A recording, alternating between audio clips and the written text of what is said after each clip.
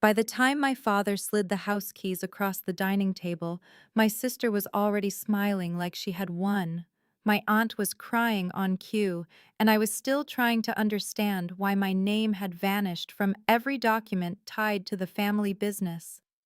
Then his lawyer opened a hidden file that none of them knew existed, and the room changed. My father stopped breathing for 1 second. My sister dropped her phone, and I realized the betrayal had started years before that night. Before I tell you what was inside that file, tell me where you are watching from, because this story still feels unreal, even to me. If family betrayal stories keep you glued to the screen, press like, subscribe, and stay with me because what happened in my family did not begin with money. It began with loyalty being used like a weapon. My name is Evelyn Hart, and before my family turned my life into a private courtroom, I believed something embarrassingly simple. I believed that if you worked harder than anyone else, stayed calm when people got loud, and protected the people you loved, the truth would matter in the end. That belief lasted until the summer my father started giving everything away. We lived in coastal South Carolina, where my family owned a hospitality company built around 3 historic inns, a catering arm, and a small event venue that specialized in weddings for wealthy tourists who wanted old brick oak trees candlelight and a version of Southern charm polished for social media. My grandfather started with one rundown property and a borrowed truck. My father inherited the company, expanded it, and spent most of my childhood reminding everyone that family built it, family protected it, and family came before pride. That line sounded noble when I was young. It sounded different after I became the one doing most of the work. I had spent nearly 8 years inside that company, first helping with operations, then payroll, then compliance, then vendor disputes, then financial reporting whenever somebody else made a mess, and my father needed a quiet fix before a banker or investor noticed. Officially, I was director of operations. In reality, I was the reason the machine kept moving. My younger sister Bianca floated through the company like she had been born with a spotlight attached to her. She handled branding, which mostly meant posting filtered photos, charming clients, and taking credit for ideas other people had already executed. She was beautiful, sharp when she wanted to be, and talented at making selfishness look like confidence. My father adored her in a way that never needed explaining, because everyone around us had accepted it years ago. Bianca was the easy child. I was the useful one. There is a special kind of contempt that does not arrive as shouting. It arrives as assumption. People assume you will stay late.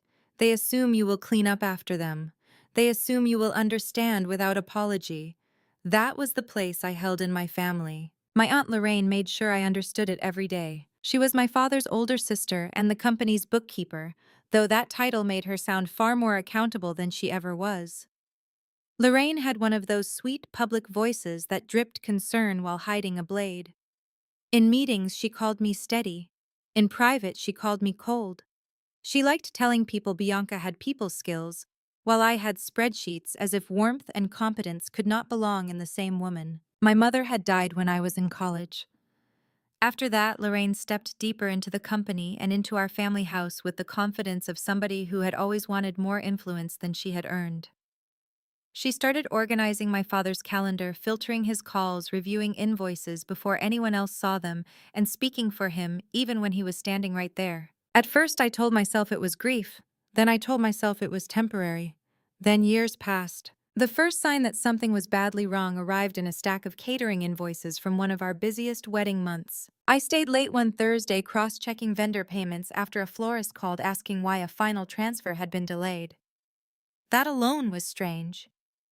I had approved the payment 10 days earlier. When I opened the accounting system, the transfer showed as completed. When I checked the bank ledger, the amount had gone out. But it had not gone to the florist. It had gone to a consulting firm I had never seen before. The firm name was polished enough to seem legitimate, but the address led to a mailbox store 2 counties over. I thought it was a coding error. Then I checked another invoice, same thing. Then another. Within an hour, my stomach had gone tight. Small amounts had been shaved from legitimate vendor payments and rerouted to shell companies with forgettable names. None of the individual transfers were dramatic. That was the genius of it. They were small enough to blend into event costs, maintenance reserves, seasonal purchasing, emergency supply orders. Spread over months, maybe years, it became something far bigger. Fraud rarely announces itself with fireworks. Most of the time it hides in repetition. I printed the records and took them to Lorraine the next morning. She barely looked up from her tea. "You are always searching for ghosts," she said. "These are not ghosts," I told her. "These payments do not match our vendors." She lifted one page, glanced at it, and gave me a tired little smile. "Reclassification. Temporary holding accounts. You do not understand every side of the books." I did understand the books. Better than she did, which was exactly why she wanted me doubting myself. I went to my father next. He was in his office reviewing design boards with Bianca, who had spread fabric swatches across his table like she was planning a state dinner instead of a wedding package update. He listened for perhaps 20 seconds before Bianca sighed dramatically and said, "Dad, this is what I mean. Evelyn sees a problem in every room." I ignored her and handed him the documents. He scanned the first page, then the second, then set them down with a level of calm that chilled me more than anger would have. "Lorraine has managed our books for years," he said. "If she says it is internal movement, then it is internal movement." "Then let me verify it with the bank," I said. His jaw hardened. "You are not to go outside this company with incomplete information." Incomplete information. That phrase became his shield whenever he wanted me quiet. I left his office feeling something crack that had been under strain for a long time. The next few weeks were worse. A maintenance supervisor told me his budget had been frozen without warning. A pastry supplier said our payment schedule had changed and now required approval from Lorraine directly. A longtime employee in housekeeping asked whether the rumors were true that Bianca would be named chief executive by the end of the year. That last one stopped me cold. There had been no succession discussion, not formally, not with me, not with the board, not with our attorney. But once I started listening instead of dismissing the whispers, I heard them everywhere. Bianca was taking over. Bianca was the future. Bianca had vision. Bianca knew how to elevate the brand. I knew what that language meant. It meant the boring labor of keeping the company solvent had once again become invisible. The contempt turned public at a strategy dinner my father hosted at our family home. Bankers, local partners, 2 minor investors, and several department heads were there. I had spent 3 days preparing occupancy trends, labor projections, and cost controls because our margins were tightening after an expensive renovation Bianca had pushed through. She had wanted imported fixtures, custom wallpaper, and a champagne wall that looked beautiful online and cost enough to make me nauseous. When my turn came to present, Bianca interrupted halfway through to joke that I could make a sunset sound like an audit. Everyone laughed. My father laughed too. Then Bianca stood, clicked to her own slideshow, and presented a fantasy expansion plan built around influencer retreats, luxury rebranding, and debt disguised as momentum. She spoke with the confidence of somebody who knew she would not be challenged in the room that mattered most. When she finished, my father raised a glass and called her the future face of the company. He did not mention me once. Later that night, while I was clearing wine glasses from the dining room, because the staff had been released early to save money, I passed the study and heard Lorraine speaking in a low voice. "She will sign if you make it sound temporary." My father answered, "She always does what is necessary." I stopped breathing. I should have walked in then. I should have demanded answers. Instead, I stayed in the hallway like a child overhearing adults decide her life. The next morning, my father asked me to come to his office and slid a folder across the desk. Inside were property transfer forms, revised ownership allocations, and something called a temporary protective restructuring. In plain English, he wanted me to sign away my minority claim to one of the inn's release challenge rights tied to my late mother's trust and authorize certain emergency liquidity measures. Emergency liquidity. Another clean phrase hiding something dirty. I read every page twice. The inn in question had always been understood as the property secured through my mother's family line. Not legally mine in full, but protected in a way that ensured both Bianca and I retained rights if my father ever tried to liquidate assets recklessly. Those rights now appeared weakened, diluted, or reassigned through language dense enough to smother an objection. "Why is Bianca receiving expanded voting authority?" I asked. My father leaned back. "Because she is prepared to lead publicly." "And I am what exactly?" He sighed like I had inconvenienced him. "You are capable, Evelyn, but capability is not leadership. You do not inspire people." That sentence hit harder than I expected because it was not new. It was simply the most honest he had ever been about how he saw me. I placed the papers back on his desk. I am not signing anything until I have independent review. The room went still. My father did not raise his voice. He rarely needed to. After everything this family has provided, you choose distrust. No, I said. I choose clarity. Bianca, who had apparently been listening outside the door, stepped in without knocking. This is exactly why people pull away from you, she said. Every moment becomes a trial. She said it with that practiced sadness people use when they want their cruelty mistaken for concern. I did not sign. By the end of that week, access began disappearing. First, it was one shared accounting folder, then bank reconciliation privileges, then archived payroll records, then board correspondence. Lorraine claimed it was a system upgrade. Information technology blamed security restructuring. My father said I was being dramatic. Bianca told people I was taking a step back because stress had made me a little difficult. That was when I knew this was not favoritism alone. This was preparation. They were moving assets, rewriting authority, and isolating me before I could prove it. I started gathering what I still could: printed ledgers, forwarded emails, vendor complaints, copies of approval chains, historical property documents from old file boxes at the original inn. I worked before dawn and after midnight building a private folder at home from fragments they had overlooked. Then I found the first undeniable link. Buried in a vendor onboarding packet was a tax identification number tied to one of the fake consulting firms. I ran it against old corporate records through a public database. The registered manager was not a stranger. It was my sister's boyfriend, Grant. Grant, who pretended to hate family business. Grant, who breezed through holiday dinners talking about real estate deals and market timing. Grant, who suddenly had a new truck, a watch too expensive for his supposed cash flow, and strong opinions about how legacy companies needed fresh blood. My hands shook so badly I had to sit down. That shell company had received dozens of payments from our business. I kept digging and found two more shell entities. One connected to a former college roommate of Bianca's. Another tied to an address once used by Lorraine for a failed home decor side venture. Money was being siphoned through people loyal to them, then disguised as consulting renovation advising or event development support. Embezzlement, asset stripping, falsified reporting, and maybe my father knew. That possibility was the one I resisted longest. I wanted him to be weak, manipulated, in denial, emotionally captured by Bianca and Lorraine. I could still survive that version of him. But each new record made innocence harder to defend. He had signed transfer authorizations. He had ignored warnings.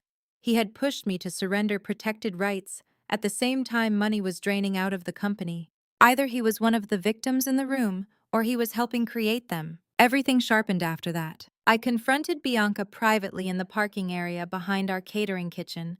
I showed her one page, just one, with Grant's linked filing highlighted. For half a second, her face lost color. Then she smiled. "You really should learn when to let things go," she said. "That is not a denial. It is advice. Are you stealing from our company?" She stepped closer.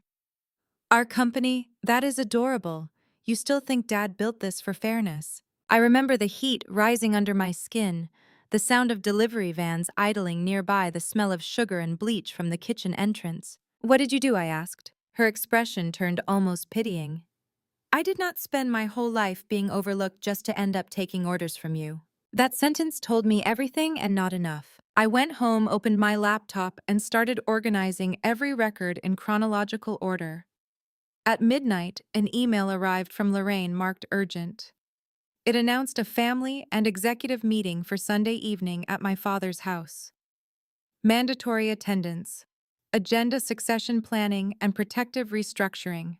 Protective restructuring. The language was back. At the very bottom, almost like an afterthought, was a line stating that legal counsel would be present for final signatures. I stared at the message for a long time. They were not cleaning up a mistake. They were staging a takeover. And for the first time in my life, I stopped asking whether I was overreacting and started asking how far they had already gone. Sunday arrived heavy and humid, the kind of southern evening where the air feels like something pressing a hand against your throat. My father's house looked beautiful from the street, all white columns and polished windows.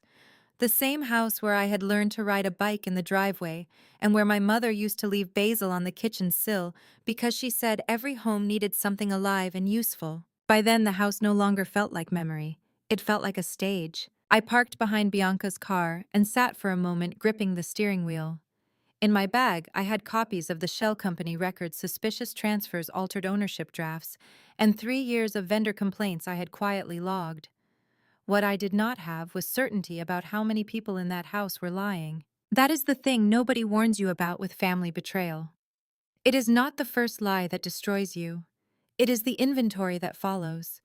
You start revisiting every birthday, every holiday, every generous gesture, and asking whether it was love or strategy. Lorraine opened the door before I knocked already, wearing that delicate expression she used when she wanted witnesses to notice how patient she was being with me. "There you are," she said softly. "Please let us make tonight peaceful." Peaceful, another word that meant silent. The dining room had been arranged like a board meeting disguised as family intimacy. My father sat at the head of the table. Bianca was at his right, dressed in cream silk, like she was attending a launch party instead of a corporate ambush. Grant stood near the sideboard, pretending he was there in a supportive personal capacity, though the sight of him made my skin crawl now that I knew his name sat inside those false companies. 2 board members had been invited, both old family friends. Our outside attorney Martin Doyle sat near the far end with a leather case and an expression too neutral to read. There were folders at every seat. That was the first thing I noticed. The second was that my place card had been set not beside my father, or near the documents, but lower on the table, almost outside the circle of real decision-making. It was a childish insult but effective. Bianca wanted the hierarchy visible before anyone spoke. I took the seat anyway. My father began with a speech about legacy pressure, modern markets, and difficult decisions required to preserve what generations had built.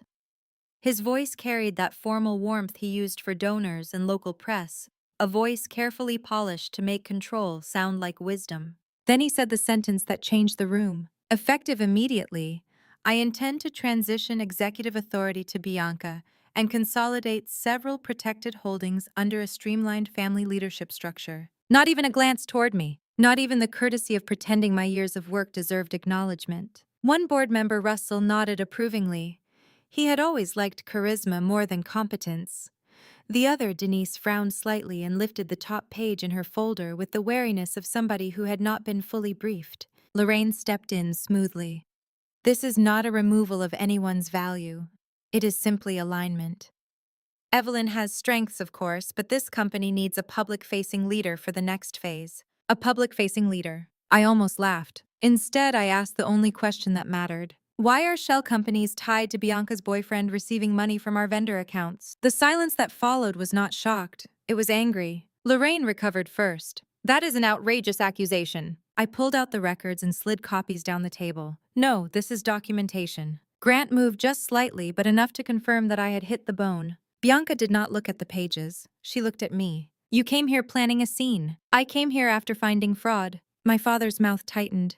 "You will not use that word in this house." "Then tell me what word fits better when money disappears through fake consulting firms, and those firms connect to people seated at this table." Russell muttered something about needing full context. Denise was reading fast now, page after page, her face draining of color. Lorraine folded her hands. "Certain outside partners were used for discrete project work. Not everything in business is suitable for broad internal circulation." "Then why are the payments broken into amounts that avoid standard review thresholds?" I asked. She said nothing. I turned to my father. "Did you know?" That was the question I had been carrying like a live wire. He did not answer immediately, which was answer enough. "I knew adjustments were being made," he said at last. "We had cash flow pressures." Bianca finally leaned in, voice edged with contempt. "There it is. You never understood the difference between technical compliance and actual survival." I stared at her. "You stole from vendors, shifted funds through people you controlled, and tried to dilute protected assets while calling it survival." She smiled, but it had no ease left in it now. "We repositioned resources." Martin Doyle cleared his throat. "I strongly advise that everyone slow down." But nobody was slowing down. I took out the revised ownership forms my father had tried to make me sign. These documents reduced challenge rights connected to my mother's trust. At the same time, company funds are leaving through undisclosed channels. Was that supposed to happen quietly too? At the mention of my mother, something ugly flashed through Lorraine's eyes. "There you go again," she said. dragging the dead into every disagreement because it is the only leverage you know how to use. That did it. I had spent years absorbing her little cuts because responding always made me look unstable in rooms she had already prepared. But grief has a threshold, and mine had just been crossed. No, I said louder than I intended. You do not get to use my mother's silence after benefiting from her absence. The room froze. Lorraine stood. How dare you? How dare I? You moved into her role before the flowers died. You controlled my father's calendar, our books, and our access to him. You dismissed every question, belittled every concern, and helped Bianca strip this company while calling me difficult for noticing. My father slammed his hand on the table. That is enough. But I was done protecting him from the sound of what he had allowed. No, I said, it is not enough, not even close. I laid out more pages, this time the historical records I had found at the original inn. Old trust memoranda. Correspondence from the attorney who had worked with my mother's family. Early operating agreements. They're buried in old language most people would never revisit, was something Lorraine and Bianca had either missed or assumed I would never find. Any transfer affecting the inn secured through my mother's line required notice not only to current beneficiaries, but to a designated secondary reviewer named in the original trust protection structure. The reviewer was Martin Doyle's predecessor, and Martin had inherited that review responsibility when his firm absorbed the older practice. He took the pages from my hand and read them in complete silence. Then he looked at my father with an expression that had shifted from caution to alarm. Did you execute these restructuring drafts without full disclosure to all protected parties and without trust review? He asked. My father hesitated. That was the moment the room changed. Not because I had raised my voice. Not because Bianca looked guilty. Not because Lorraine's performance was cracking. It changed because a lawyer had finally asked a question nobody could charm their way around. My father said we were still in discussion. Martin held up the documents. These are signature ready. Denise pushed back from the table. You asked us here for formal support without telling us there were active fraud allegations and trust complications. Russell started sputtering about misunderstandings, but even he looked rattled now. Grant tried to leave. I saw him angle toward the hall as if maybe he could make himself irrelevant through distance. Sit down, I said. He stopped. You used your name on shell filings, I continued. You thought nobody would look. Bianca stood so quickly her chair scraped hard against the floor.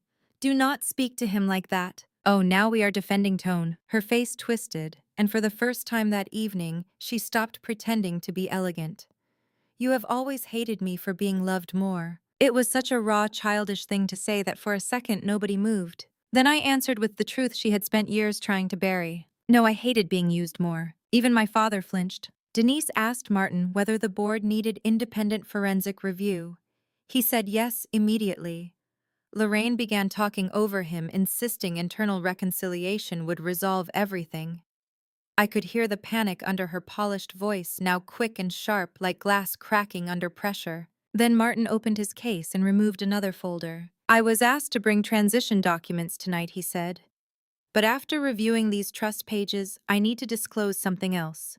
Several weeks ago, I received a sealed instruction packet from a retired attorney whose firm previously handled your wife's family matters. Every eye in the room turned toward him. My father looked genuinely confused. Martin continued. The packet was to be opened only if there was an attempt to transfer or encumber the inn under disputed beneficiary conditions. Bianca went still. So did Lorraine. I felt the air leave my lungs in a slow, stunned rush. There had been a safeguard. My mother or someone protecting her interests had expected this kind of move long before I understood the shape of my own family. Martin set the sealed packet on the table but did not open it yet. This matter is now formally disputed, he said. No signatures happen tonight. No asset transfers move forward. I will be recommending immediate external review of company accounts, including any related entities named in these records. My father looked at the packet like it was a weapon. And perhaps it was. For one flickering moment, I saw something close to fear in his face. Not anger, not disappointment. Fear. Lorraine spoke first too quickly. This is absurd.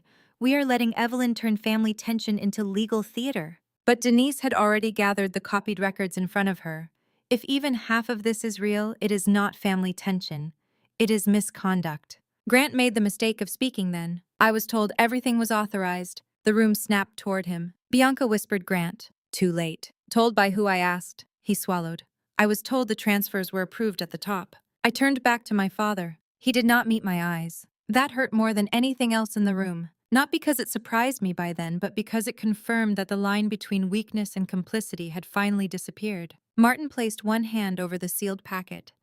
I am taking possession of all draft transfer documents tonight.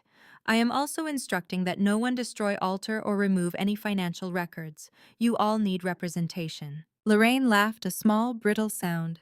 Representation against whom? Martin answered without softness, potentially one another. That was the first time anyone in my family had spoken the truth without wrapping it in etiquette. I should have felt triumph. Instead, I felt exhaustion so deep it was almost physical collapse. Because exposure is not the same thing as justice. Truth entering the room does not mean it gets to stay there uncontested. People who have been lying for years do not suddenly become honest because a table goes quiet. Still, something irreversible had happened. They had expected me to sign. Instead, I had forced the first crack wide open. As the meeting broke into separate arguments, whispered calls, and legal warnings, my father remained seated, staring at the sealed packet as if it contained a version of the past he had hoped would remain buried forever. I looked at it too. I did not know yet what was inside. I only knew that whatever it was had terrified the people who had spent years making me feel powerless. And for the first time since this nightmare began, I understood that my family had not merely underestimated me. They had overlooked someone else as well. Someone who had seen them coming long before I did. The night of that meeting did not end with closure. It ended with fragmentation. People left my father's house in clusters, speaking in low, urgent voices that carried more fear than loyalty. Denise drove away without saying goodbye. Russell lingered just long enough to calculate where his interests were safest.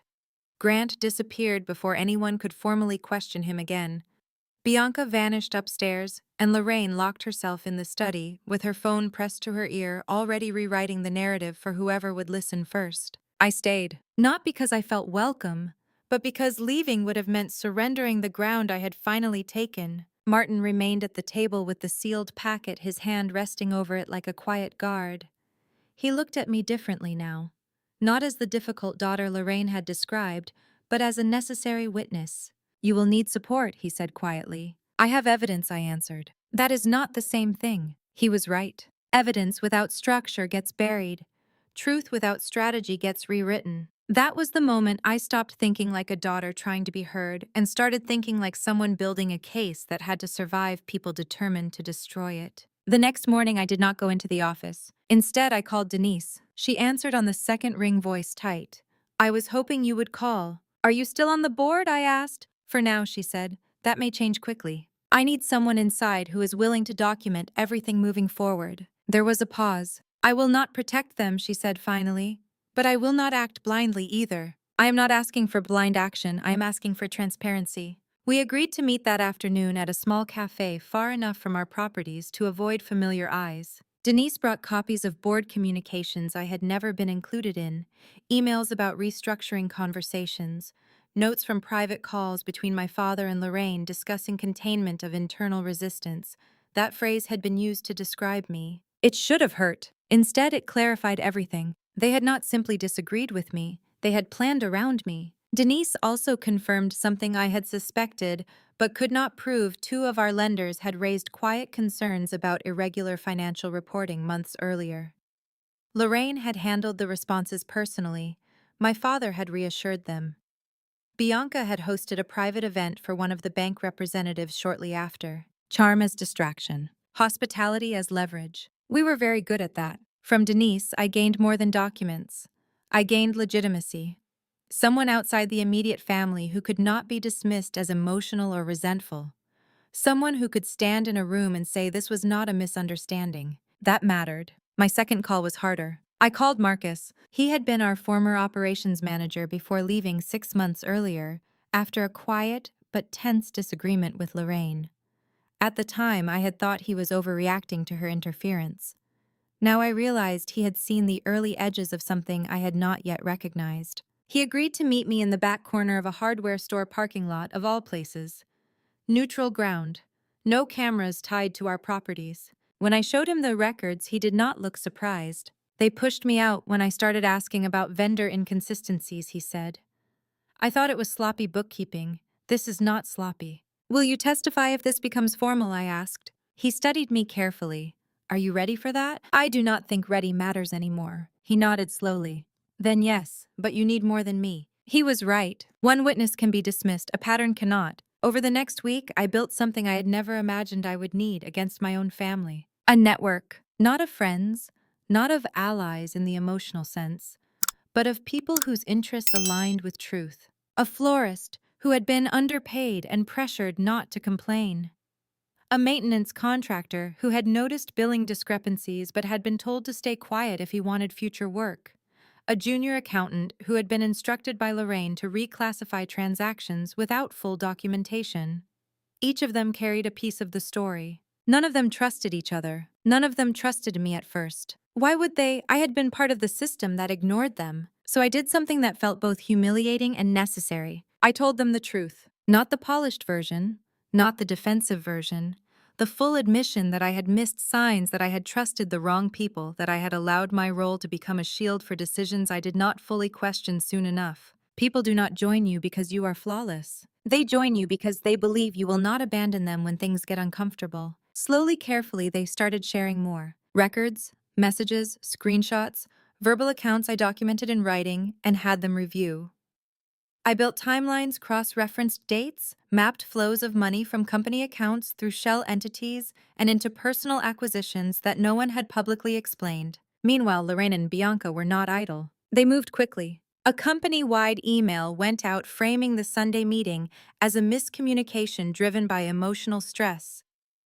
It stated that all financial matters were under control and that leadership restructuring would continue as planned after clarification. Clarification. They were rewriting reality in real time. Then came the calls. Department heads were individually contacted and asked to reaffirm loyalty. Some were offered promotions. Others were reminded of past mistakes that could be revisited if cooperation faltered. Fear spread faster than truth ever could. I received a formal notice restricting my access to company systems pending internal review of conduct. Conduct. Not fraud, not financial irregularities, my conduct. That was their strategy. Discredit the messenger before the message stabilizes. I expected it. What I did not expect was my father's silence. He did not call me. He did not defend me. He did not deny what had been exposed. He simply disappeared into the structure Lorraine and Bianca controlled, as if stepping back far enough would allow the consequences to pass without touching him directly. That silence hardened something inside me that had still been soft. This was no longer about being acknowledged. This was about stopping them. The sealed packet remained unopened during that week. Martin insisted it would be handled formally once external forensic review began. That frustrated me more than I wanted to admit. Whatever was inside that packet had already shaken the room. I needed to know what kind of protection had been set in motion long before I understood I would need it. But strategy requires patience, so I focused on what I could control.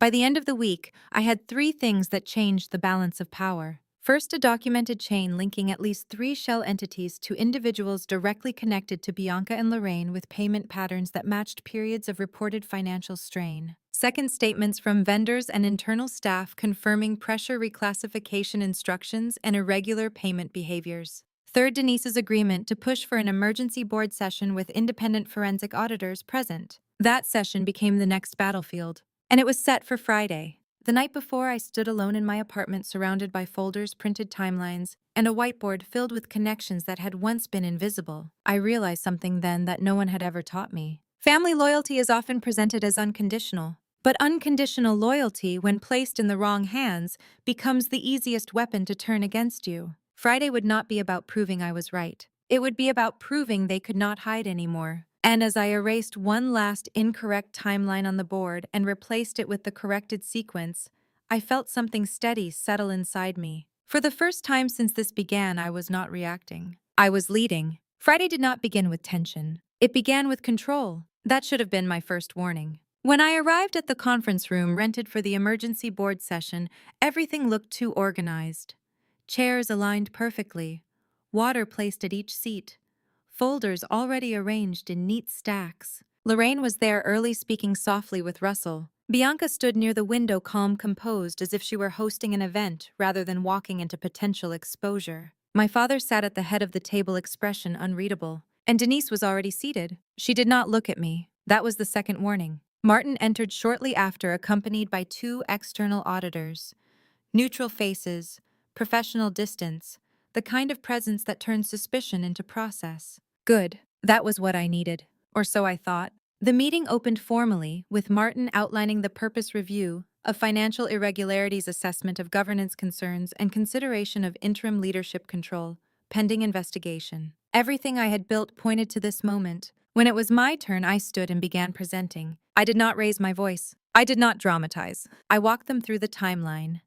Vendor discrepancies, shell company connections, payment patterns, internal instructions.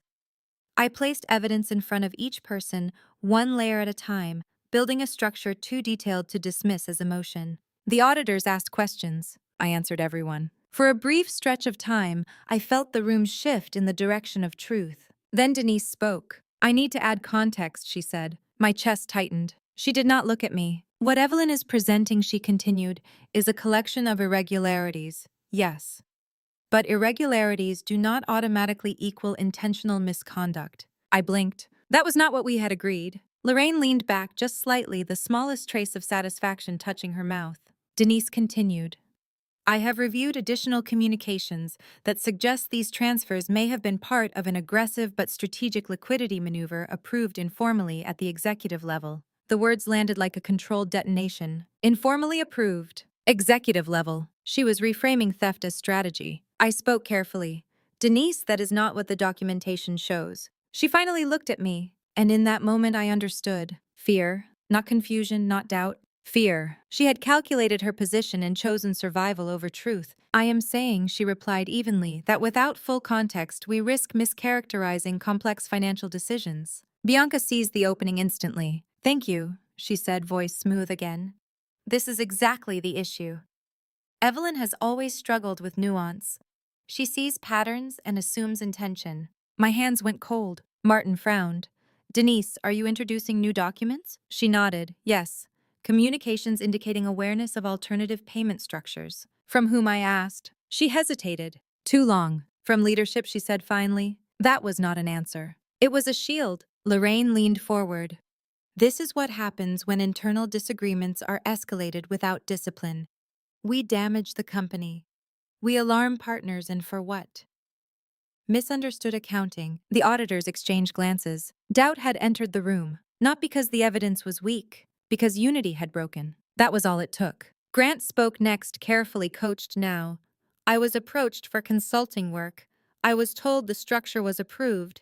I had no reason to question it. Of course he did not, because now he had cover. I turned to my father. Say it clearly, I said. Were these transfers approved? He looked at the table and said nothing. That silence once again became its own answer. But it was not enough anymore. Not in a room where doubt had been strategically introduced. Denise's betrayal did not need to destroy my case completely. It only needed to slow it, to complicate it, to make decisive action feel premature. And that is exactly what it did. The auditors requested additional time. Martin recommended postponing any leadership changes until further review. Lorraine agreed immediately, presenting it as a responsible compromise. A compromise that kept her in control. Bianca looked almost relieved. And just like that, the momentum I had built fractured. Not lost, but delayed. In battles like this, delay is damage. Because every extra day gives people time to erase, adjust influence, and reposition. The meeting ended without resolution. No formal accusation upheld. No immediate consequences enforced. Just process. Slow, careful, deniable process. As people stood and gathered their things, Denise finally approached me. I'm sorry, she said quietly. No, I answered. You are not. She flinched. I have to protect myself.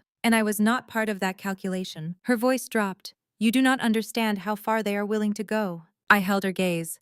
I understand now exactly how far. Because betrayal does not always come from enemies. Sometimes it comes from the person you believed would stand beside you when the room turned. And that realization cut deeper than anything Bianca or Lorraine had done. I left the building with my evidence still intact, but my position weakened. For the first time since this began, I felt something close to defeat pressing in. Not because I was wrong, but because truth alone had not been enough. That night, I sat in my apartment staring at the network I had built, now riddled with fractures. One ally had fallen. Others would hesitate. The system had closed ranks faster than I anticipated. And for a brief, dangerous moment, I wondered if they would win. Then my phone rang. Unknown number. I almost did not answer. When I did, the voice on the other end said something that made everything shift again. "You are looking in the right places," the voice said, "but you are missing the part they are most afraid of." I sat up. "Who is this?" A pause. Then quietly, "Someone your mother trusted." I did not sleep that night. The voice stayed with me not because it was dramatic, but because it was calm, certain, not trying to convince me of anything, just pointing toward something I had not yet seen. By morning, I had replayed every conversation from the past weeks, every document, every reaction in that dining room when the sealed packet appeared. They were not afraid of the fraud alone. They were afraid of something older. I called the number back. No answer. I waited an hour and called again. Still nothing. By afternoon, a message arrived. No greeting, no signature, just an address and a time. It was a law office, not Martin's. Older, smaller. The kind of place that had existed long enough to be overlooked by people who thought power only lived in polished buildings. I went alone. The woman who opened the door did not look surprised to see me. She was in her late 60s, composed with the kind of stillness that comes from decades of watching people lie and thinking carefully before responding. "My name is Abigail Turner," she said. "I worked with the attorney who handled your mother's family trust." My chest tightened. "You called me." "I did," she said. "And I would not have if the conditions had not been met." "What conditions?" She stepped aside. "Come in." Her office smelled like paper and time. Files lined the walls, not digital backups, originals, preserved. That mattered, because originals cannot be edited without leaving scars. She led me to a table and placed a folder in front of me. Not the sealed packet from Martin. Something else. "Your mother did not trust the direction your father was moving even before her health declined," Abigail said. "She believed influence inside the family was shifting in ways that could eventually threaten what her family had built." I swallowed. "So she created protections?" "Yes, more than one." I opened the folder. Inside were documents I had never seen. Addendums to the trust, contingency clauses, secondary oversight instructions, and something far more significant, a clause that triggered full asset review and potential reversal of transferred authority if financial misconduct could be demonstrated within the family-operated business tied to protected properties. My hands trembled slightly. This gives legal grounds to reverse everything they tried to restructure. If proven, Abigail said. I looked up. "I have proof of the fraud." "You have strong indicators," she corrected.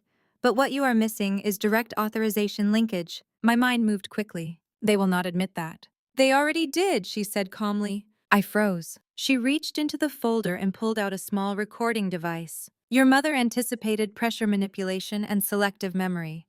She required that any restructuring discussions tied to protected assets be documented when conducted with legal oversight." "That never happened," I said. "Not officially," Abigail replied, "but there were meetings your father believed were informal." My pulse quickened. "You recorded them." "I preserved them," she corrected again. She pressed play. The room filled with voices. My father. Lorraine. Bianca. Not recent. Older. But unmistakable. They spoke about gradual reallocation, about managing Evelyn's resistance, about ensuring control before disclosure becomes necessary. Then my father said something that removed all remaining doubt. "She will sign. She always does what is necessary." The same sentence I had overheard weeks ago. But this time it was recorded. Documented. Undeniable. I felt something inside me settle. Not relief. Resolution. "He knew," I said quietly. "Yes," Abigail answered. "And my mother knew he might." "Yes." I closed my eyes for a moment. The last piece had been hiding in the past. Not in the recent transactions. Not in the visible fraud.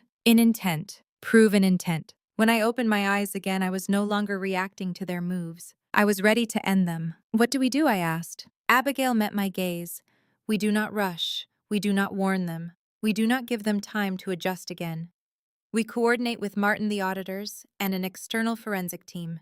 Then we present everything at once." I nodded. No more scattered exposure. No more giving them chances to recover. A single collapse. Over the next days, everything moved with precision. Martin was brought in under confidentiality and shown both the trust clauses and the recordings.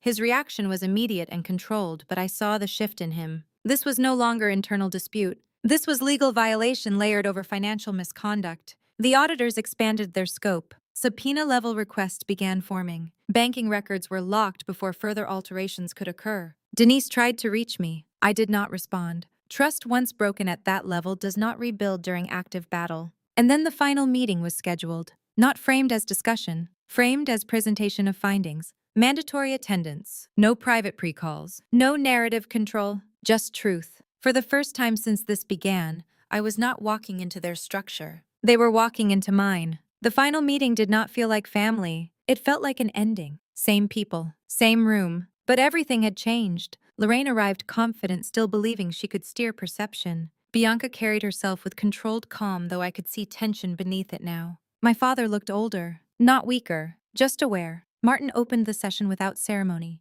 "We are here to present findings," he said. "This is not a discussion." That alone shifted the air. Then it began. The auditors laid out financial evidence. Clear, layered, impossible to dismiss. Shell companies, payment patterns, beneficiary links. Then Abigail stepped forward. No introduction needed beyond her name. She presented the trust clauses, explained the triggers, outlined the consequences. Then she placed the recording device on the table and pressed play. No one spoke. No one moved. Because there is no defense against your own voice telling the truth you tried to hide. My father closed his eyes. Bianca's composure broke first. "This is out of context," she said sharply. Abigail did not even look at her. "Context does not change content," Lorraine tried next. "This is a manipulation of partial information." Martin answered this time. "It is corroborated information." Then everything collapsed. Not loudly, not dramatically, quietly, like a structure that had already been hollow for years. Formal actions followed. Immediate suspension of Bianca's executive authority. Removal of Lorraine from all financial control pending legal proceedings. Full forensic audit submitted to regulatory authorities. Civil action initiated for recovery of misappropriated funds. Criminal investigation recommended. Grant attempted to leave. He was stopped. This time not by me, by process. My father did not fight. That was the part I did not expect. He did not defend. He did not argue. He simply sat there listening to the dismantling of everything he had allowed. When it was over, he looked at me. Not as a leader, not as a judge, as a father who finally understood what he had lost. "I thought I was protecting the company," he said quietly. "No," I answered. "You were protecting control." There was nothing else to say. Justice is not always loud. Sometimes it is just undeniable. The weeks that followed were not easy. Recovery never is. The company stabilized slowly under interim leadership. Denise resigned. Not forced. Chosen. Marcus returned this time as a partner in rebuilding operations the right way. Vendors came back cautiously at first. Trust does not return because you ask. It returns because you prove. And I did. Not alone. That is the part people misunderstand about stories like this. Winning is not standing above everyone else at the end. It is choosing who stands with you after everything burns. My chosen family was not defined by blood anymore. It was defined by truth, by accountability, by people who did not disappear when things became difficult. Months later, I stood in the courtyard of the original inn, the one tied to my mother's legacy. The basil was there again. I planted it myself, not as memory, as continuation. Because what they tried to take was never just property. It was meaning, and meaning once reclaimed does not belong to those who tried to erase it. Before I close this, I want to ask you something. Have you ever trusted someone simply because they were family, only to realize too late that loyalty without honesty can destroy everything? If this story meant something to you, tell me where you are watching from. Share your experience and let us talk about it. Press like if you believe truth deserves a voice even when it shakes everything. Subscribe if you want more stories where karma finds its way back. Share this with someone who needs to remember that silence is not loyalty. Thank you for staying with me through this. And wherever you are, I hope you choose truth before it is forced out of you.